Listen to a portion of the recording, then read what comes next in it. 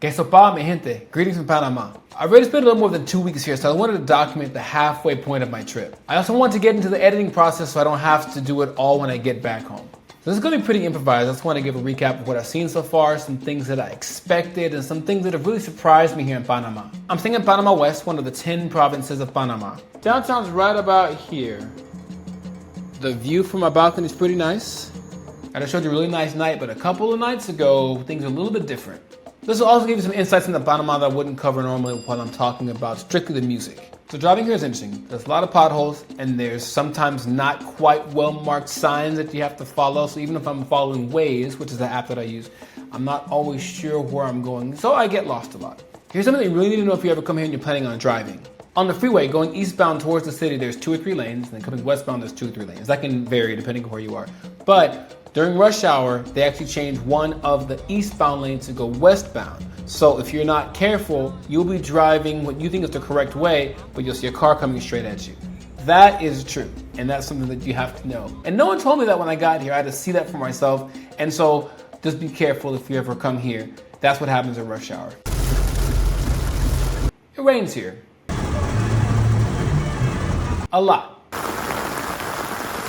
I knew that coming here that it was rainy season, but experiencing it firsthand gives me a whole level of respect for people that live here all year long. I'm living a pretty normal life, just day to day, going to the gym, going to the store, working online, like any other person that lives here would do.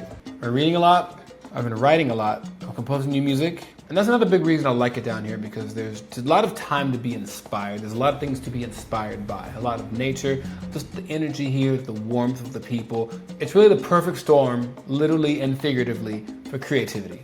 The best food is outside of the city itself. There's a little local spot right near my apartment, and it's incredible. Don't get me wrong, there's some top-notch fine dining places in the city. If you want some really good local Panamanian food, lechon, arroz, frijoles, yuca, that kind of stuff, you can go a little outside the city to find that. The fruit here is spectacular. There's so much variety. Granadilla, mango, passion fruit, maracuya, guineo, plátano.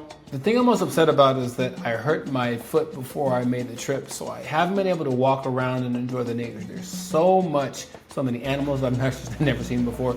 There's so much greenery, there's so much forest and jungle everywhere, and so it's such a shame that I can't explore it the way I'd like. And of course the music. So I came here with the purpose of talking to some musicians, and I got a really cool opportunity to do that. I went down to the province of Los Santos to talk with Celso Quintero. He's a violinist extraordinaire. He preserved the music, the traditional music of Panama, plays guitar. He's a composer, and he has so much information. So I went to Fonda Gourmet, the Fonda of Junior Frias. I'm talking English is hard. This is weird. And I got to talk with him and play with him for about 3 hours, and that was really cool. So that'll be in the main episode, but just wanted to mention that was really fun. The thing that surprised me the most is I actually ran into a guy in a music store in the Albert Mall, the biggest mall in Latin America. And he was working there, and he told me his band was playing at a spot downtown. And so I went to go see him, and it was a rock show.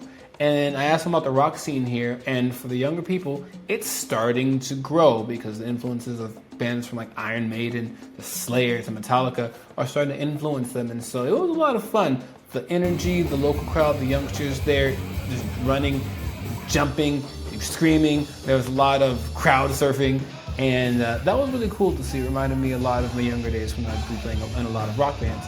And so I didn't know that existed, and so now I'm aware. And I hope that scene continues growing. And that really wraps it up. I just wanted to get a head start on the editing, but also to share with you a little bit about what I've done so far, what I've seen so far. I'm going to a couple of music events in the coming weeks. I'm also going back down to Los Santos to hang out with Junior. We're going to go to a beach and check out some of the local folk sites because they have a lot of festivals, especially in July. I'm going to miss those, but he'll show me where they're going to happen, and I can hopefully talk to some more people. Well, I'm going to get to work because editing takes a long time. Stay tuned for the next full episode of Soulfire Stories. And as always, keep the fire burning.